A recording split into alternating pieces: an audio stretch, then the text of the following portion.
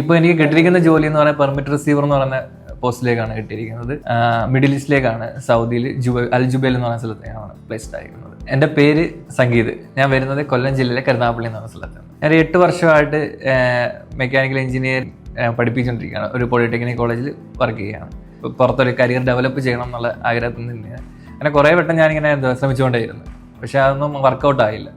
അങ്ങനെയാണ് ഒരു Instagram add കണ്ട്. അപ്പോൾ അതിനെപ്പറ്റി ഞാൻ ഡീറ്റെയിൽ ആയിട്ട് തിരക്കുന്നത്. അങ്ങനെയാണ് ഞാൻ ടെക്ടോയിലേക്ക് എത്തിപ്പെടുന്നത്. ടെക്ടോയിൽ സംബന്ധിച്ച് നോക്കാൻ ഞാൻ എടുത്ത റിഗർ എന്ന് പറയുന്ന കോഴ്സാണ്.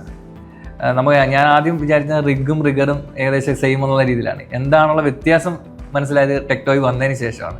അത് മാത്രമല്ല, പ്ലാന്റ് എന്താണെന്നും പ്ലാനിലെ കാര്യങ്ങൾ എന്തൊക്കെയാണെന്നും അടിച്ചത് ഇവിടെ വെച്ച് തന്നെയാണ്. ടെക്ടോയിലെ ഏറ്റവും കൂടുതൽ തിയറിയെക്കാട്ടി കൂടുതൽ അവർ ഫോക്കസ് ചെയ്തേക്കുന്നതെന്ന് വെച്ച് കഴിഞ്ഞാൽ പ്രാക്ടിക്കലാണ്. എല്ലാ കോഴ്സുകളും 21 ദിവസമാണ്.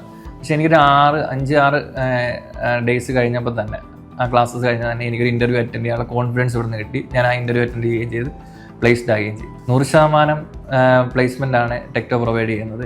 ഇപ്പോൾ എനിക്ക് കിട്ടിയിരിക്കുന്ന ജോലി എന്ന് പറയുന്നത് പെർമിറ്റ് റിസീവർ എന്ന് പറയുന്ന പോസ്റ്റിലേക്കാണ് കിട്ടിയിരിക്കുന്നത്.